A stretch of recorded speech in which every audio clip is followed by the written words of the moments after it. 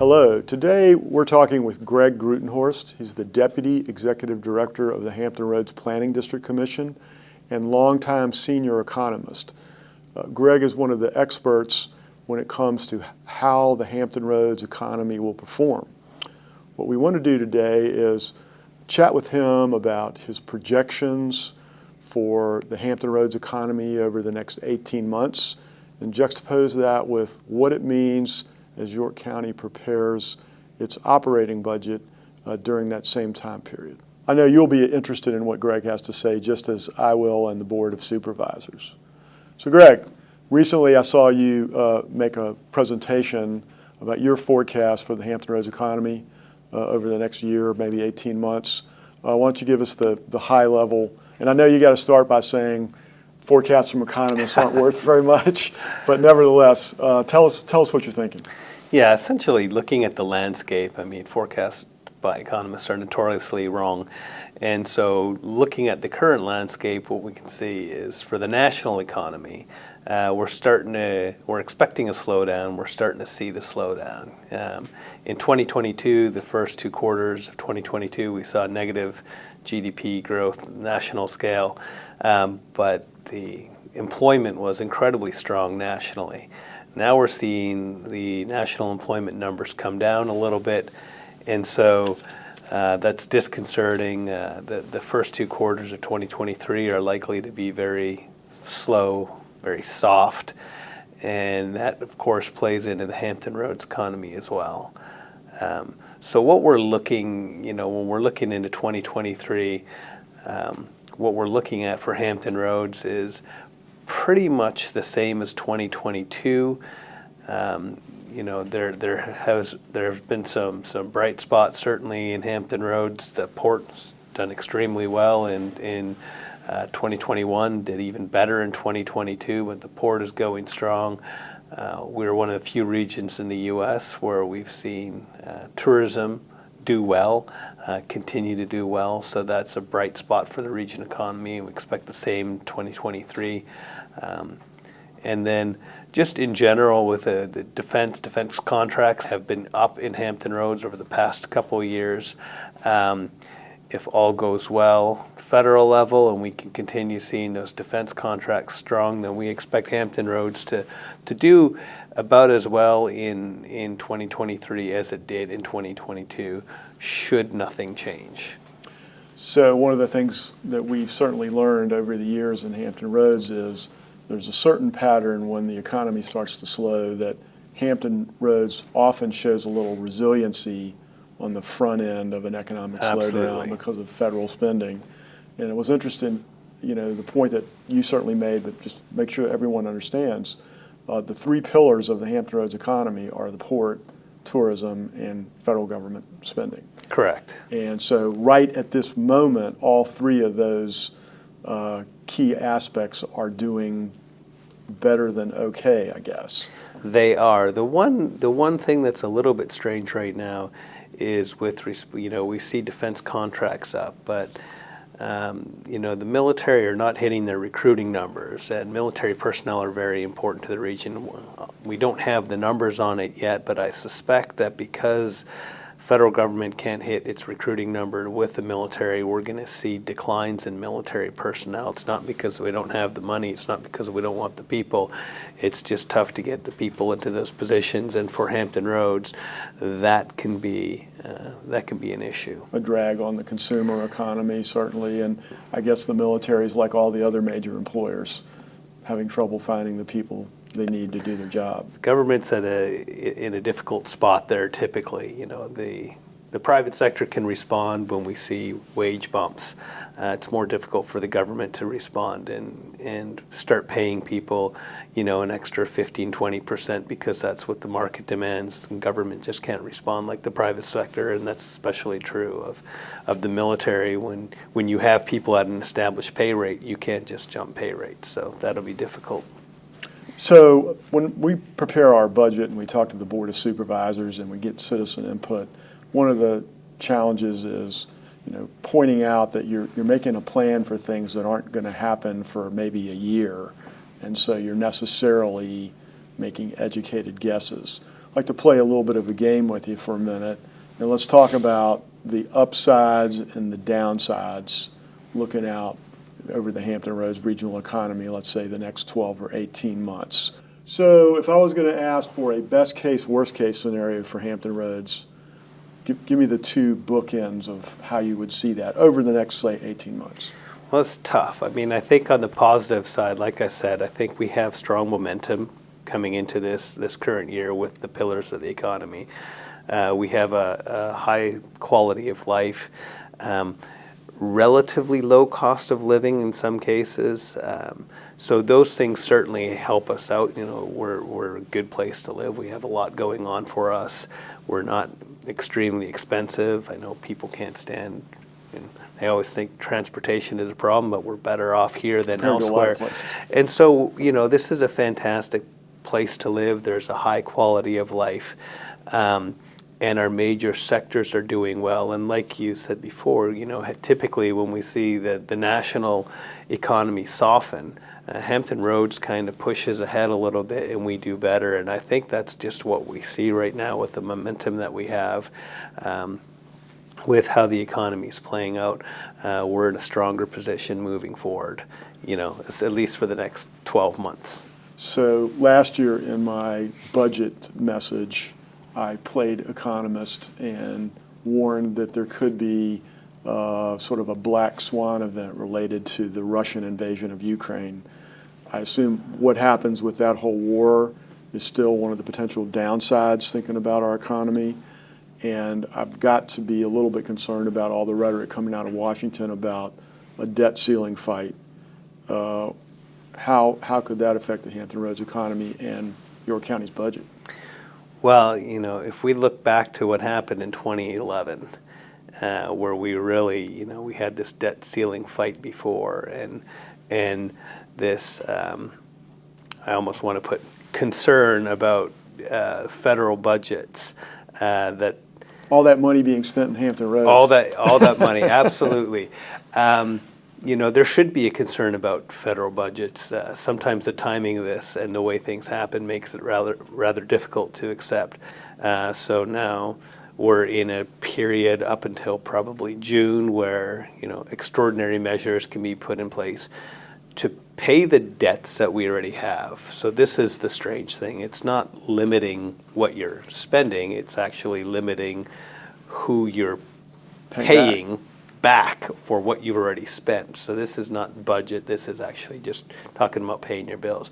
And the frustrating thing here is because we have a divided Congress, we can grind things to a halt that can be very detrimental to places like Hampton Roads. If you remember last time, you know, a lot of people didn't get paid for quite some time. The military did, the Coast Guard didn't. So you have these kind of strange things where, you know, people have to bank for 2 months and start saving.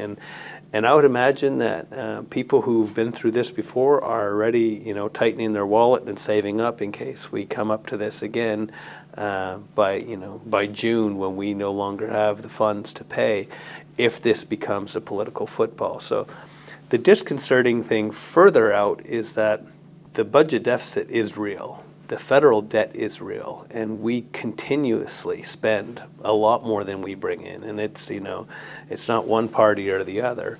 The federal government, no matter who's there, spends more. And at some point, you got to rein in spending, and it's tough to do so when you look at all the discretionary expenditures. The military comprises over 50% of that. So if you're going to cut spending, in some way, you're going to have to talk about cutting military spending, and that impacts Hampton Roads, and we know it's coming. It just has to. Right. And that impacts us.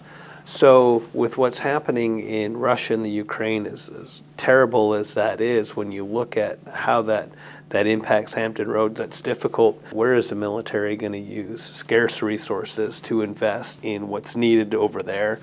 And, you know, of course, China is always an issue, and there's other hot spots around the world. And I think, you know, that's more of a question for the military leadership, clearly, where they're going to choose to spend that money. But I would say that technology is high on the list. We're not seeing the personnel. The personnel benefit Hampton Roads. Technology can benefit Hampton Roads if that technology is developed and produced here. And then, of course, there is special ops. There's a lot of special ops in Hampton Roads, and my understanding is in these situations, special ops get highly utilized, which, if we're looking just at Hampton Roads, could be a benefit. But this is difficult. I mean, it's really difficult to see through the weeds what happens to Hampton Roads in the short run here. I just think long term, if we're going to rein in that spending, and at some point we're going to have to rein in that spending, you can't do it without impacting defense, and that will disproportionately affect Hampton Roads. And of course, the leadership in Hampton Roads for decades has talked about the need to diversify our economy away from federal spending. And as your data has shown, we have had some success in moving away from dependence on federal government, but it's still the big kahuna in Hampton Roads. Yeah, so if we go back to 1969, fully a quarter of the workforce here was uniformed military personnel. A quarter of it. Now we're less than 10%. But I would caution about, people like to say we want to move away from the dependence on the military. Make no mistake, we want to keep as much military and grow what we have here. So what else we can bring in? Yeah, it's incredibly important to our economy, but we also want to focus on what's outside that.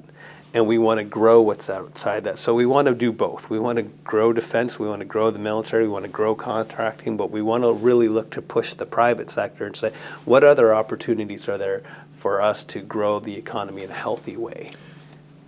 In following that logic, are there any particular sectors that you think are sort of ripe for Hampton Roads to take advantage of? My own opinion is the wind power, the whole turbine business and all the offshore is an area that seems to fit with the labor force and the skill set of Hampton Roads already. It's kind of related to shipbuilding. We are better suited than anybody on the East Coast to go ahead and push forward with offshore wind. We have the trades that are here, the ports, we have the facilities, we have the manufacturing. We are beautifully designed. What we're fighting against is some of the other states, when they're moving forward with offshore wind, they're really making sure that the jobs stay in their state so that they can maximize that. But all things being equal, Hampton Roads is in the prized position of being able to develop offshore wind for the whole East Coast and really become a leader in that. So that's exciting for us, and I think we're starting to move forward on that. We're pushing forward with our own offshore wind and what's happening off the coast of the Outer Banks as well. So that is an excellent example of something we can do. Advanced manufacture is something we're always looking in. Food and beverage there's a lot of pieces I think that we are well suited to. The port position, the rail transport connections give us access to all sorts of manufacturing. Then we also have all the data that's coming in through the undersea cables. That gives us an opportunity to get more tied into data tech. Centers. And so there are a lot of opportunities, but I'll tell you this, government is notoriously bad at picking winners. Mm-hmm. And so to me, the best way we can set ourselves up to win is just create a healthy environment for all business, for all industry to thrive. And to me, that's what the most important thing. Instead of selecting one specific and say, we're going to say this one's going to be the winner, let's just create that healthy business environment. It helps existing business a lot. And it'll help us attract new business, keep what we have here, grow what we have here. So, but outside of offshore wind, it's really difficult to pick winners. That one is just so clearly advantageous to us. Yeah. Right? So I want to pivot now and get a little bit more granular to talk about York County, because folks watching this interview are wondering about what we're going to recommend in our budget. So Greg, I know you know the general structure of local government budgets around here, and our largest source of revenue is real estate taxes. Our second largest is personal property, car taxes. And thinking about the economy going forward, where would you see the sort of the upside and the downside in my revenue projections for those main revenue items? So it's a little bit tough on the upside. we've had some really fantastic years recently that have really contributed to the upside. Most, real estate, we've seen property values go up and up and up. And that's good for people who own real estate. That's also good for York County and other jurisdictions. But I think that's one of those things. We saw interest rates climb significantly. Mortgage rates are a little bit down from where they were 5 months ago, but mortgage rates are high, and if there's one thing that's really going to cool the real estate economy, it's interest rates, and it did. And so we went from during COVID, we went from a seller's market to more of a buyer's market, right? We've already seen that change take place. People don't like to sell real estate, especially housing, for less than they ever thought it was worth. It's downward sticky. Once you have that price. But what happens is when you switch that market from really a seller's market to a buyer's market, real estate levels off. So I think we saw the increase in real estate over the last couple of years. That's going to cool. We're not going to see real estate increasing in the next couple of years.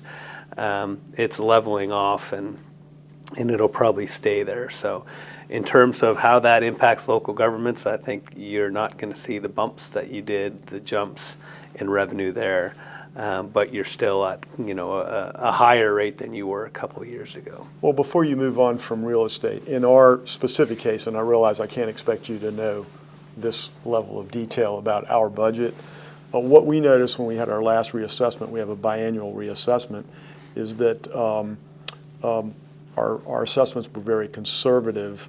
According to market information, like from places like Zillow and all, values went up maybe 20%, 25% over 2 years, whereas our reassessment only went up 7%. So as we come up on a reassessment year next year, my own thinking is there's not going to be a lot of additional increase. But I don't think I hear you saying that because of price stickiness and other things, it also doesn't look like values are going to fall substantially. Does it look more Correct. like a plateauing? It is more of a plateau, and that's just, that's the way the real estate market works. So it's unlikely for prices to drop or drop substantially. They might come off a little bit. But so as you explained in York County, the prices, that kind of got set in 2022 will probably be very, very close to where they were in 2023. So if that hasn't been made its way through your process yet, then you'll still have those elevated. Some upside. Yeah. So consumer taxes, a significant amount of revenue comes from that whole bucket of taxes that is partly driven by tourism, partly driven by just local residents. We've got to decide what's going to happen. And of course, the last couple of years, they performed much better than we budgeted, largely related to all the federal COVID assistance and all that. I'm thinking no growth or very little growth after adjusting for inflation. Yeah, so inflation adjusted, in real terms, I don't think we're going to see a whole lot of growth, and I think we might actually see some decline in inflation-adjusted terms when it comes to retail sales. We saw, as you know, huge increases in retail sales. COVID came, people spent money, they shifted from services to goods. As you explained, at the federal level, we saw Wayfair versus South Dakota, which enabled localities to actually collect tax revenue on electronic sales, and that was a boon to all of the localities in Virginia. But that has played out. We're not going to keep seeing increases there. And even over the last couple months, we're starting to see a real softening. And in fact, inflation adjusted, we're seeing a decrease in retail sales. We're seeing it nationally, but we're seeing it for different reasons. We're seeing it in Virginia as well. So much like real estate, I think the growth that we saw in retail sales is played out. My forecast for retail sales this year is that it will not match inflation. And so we'll actually see in inflation-adjusted terms a decrease in retail sales for 2023. In terms of the meals tax, that's a little bit of a different animal, but this is where, looking at the national level, if there's a softening, if we hit that, a mild recession or a softening, people spend less. They're less likely to go out to eat, and that hits your meals tax. Discretionary spending. Very much so. Lodging, meals, people reduce that. So as we slowly kind of transition from retail back into services, and you see a bit of a tightening or softening, people will probably spend less than they have before, so that's going to slow down as well. And then, the inflation factor is really strange.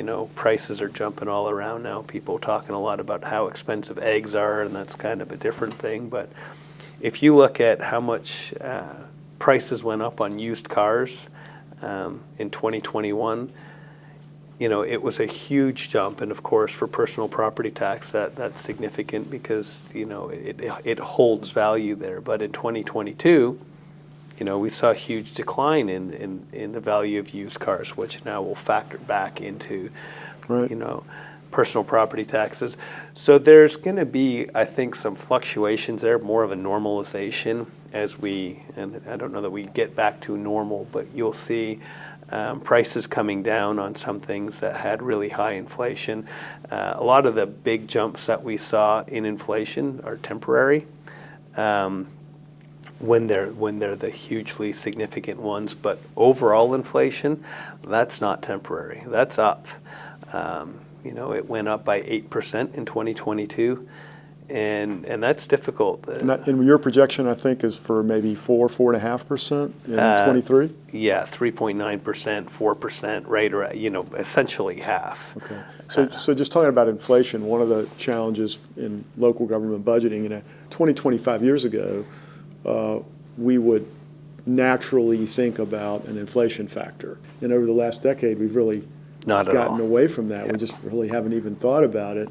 And we've got to bring that discipline back to our budgeting process. So if somebody says, oh, your sales tax revenue looks like it's going to go up by $1 million. Well, is it really, or is adjusted for inflation, is that steady state or maybe even a small decline? But I think it's important to understand that we don't function as an island. Half of our residents commute out of York County to work, to shop. And if our neighbors aren't prospering, it has negative effects on us. And investments or successful recruitments of employers in one community has a trickle-up effect on others. Could you just comment on how interdependent the localities of Hampton Roads are? Yeah, Virginia is just structured different than most other states, which makes the relationship between localities especially important. We're not, we're so different than I think how traditionally people see, a big city with surrounding suburbs. We're all together. So approximately 50% of people who commute get up and they leave their jurisdiction and they go and work in a different jurisdiction, then they come home to sleep in that night. And that makes the interaction between localities especially important. There's some really exciting news going on right now with Jefferson Lab and trying to attract a supercomputer and bring more jobs there. And as exciting as that is for Newport News, I know that York County and James City and beyond are thrilled as well. All over the region, we should be thrilled because not all these people are going to stay in Newport News, and we know that. We know from commuting patterns where they're going to spend their money, where they're going to live. And so what makes it really important is that when something happens in one locality, we understand that the benefit, for better or for worse, the rising tide lifts all boats, but it also falls. So, as we do better together. As we do worse together. And that is especially true for places in Virginia, and Hampton Roads is kind of the epicenter for, there is so much regional cooperation that takes place behind the scenes here, and it's fantastic. But that cooperation is necessary because we're so interdependent with one another. I'm glad you made that point. There's a couple of examples I would throw out with our neighbors, Williamsburg and James City County. we're working hard to come up with a sports tourism facility, an indoor facility that would mainly be to attract tourists that would otherwise be considering Williamsburg, to make that a stronger option. It would also, of course, benefit our residents. If you take all of Hampton Roads, arguably what's been done through HR TAC to finance all the interstate improvements would not have occurred without basically all of the localities in the region pulling together. I'm backing into a question. It's kind of my theory that the ongoing construction on the interstate system in Hampton Roads is a little bit working in our favor during this time of economic uncertainty. Multi-billion dollars of projects that are going to continue for the next several years around here. I mean, we hit it at the right time. $5.8 billion in construction projects going around the region. I mean, it's absolutely huge. And really, one of the things that I neglected to mention, but when I say, we've got the momentum right now, all these construction projects going on brings jobs to Hampton Roads, and our construction is certainly outpacing the nation.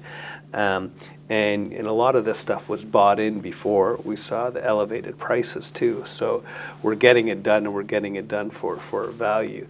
But this is going to pay dividends certainly into the future, because as much as people move around Hampton Roads, they're less likely to do so if they're stuck in traffic. So, when you're driving free-for-all, then people are more likely to go from one jurisdiction to the other. And, I come up here to McReynolds Sports Complex all the time, and War Hill Sports Complex, and you talk about youth sports. I mean, people come up, their kids play sports, they eat, they spend the night sometimes, that's all part of it. And you want to facilitate that as much as possible through ease of transportation. So even beyond the construction activity and the short-term benefit we get from that, we will have rendered a much more efficient transportation system, which probably increases the odds of other kinds of economic activity in Hampton Roads. At least that's my thought. Yeah, and a more resilient one too, right? We're increasing the resiliency of these projects as we're moving forward, so that they're less impacted by flooding and sea level rise moving forward. So it really is an investment in the future there. And you mentioned, this is one thing that benefits all industries.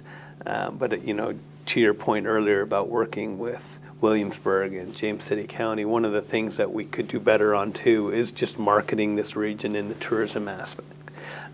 We do have a huge opportunity there to really focus in. When somebody comes to this region, they're going to spend their money in Busch Gardens, they're going to go to the beach, they're going to look at Historic Triangle and all the offerings there. Museums. But they're all over the place, and one of the things I think that we do have an opportunity is to kind of use that and say, how do we market as one region so that when people come here, they get access to all the opportunities that are here. You've been looking at the Hampton Roads economy for 20 years. What words of wisdom do you have for a county administrator on the brink of recommending an FY24 operating budget?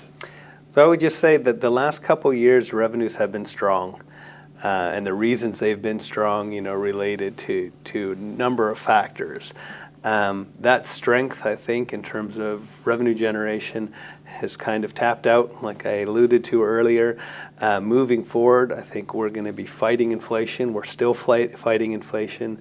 2022, you can give somebody a 5% raise, and you put that with 8% inflation, you've actually lost 3% there. But we're going to be fighting inflation and moving forward, and we're going to see a plateau of revenues. So the word would be cautious, because the revenues are slowing and the costs are continuing to creep up. I appreciate your wisdom. And Greg, congratulations on your promotion to be the Deputy Executive Director of the Planning District Commission. It's well deserved, and we're glad to hear you're going to continue to help out the communities of Hampton Roads for the foreseeable future. Thank you very much. I really appreciate it. Thanks a lot, man. Thank you.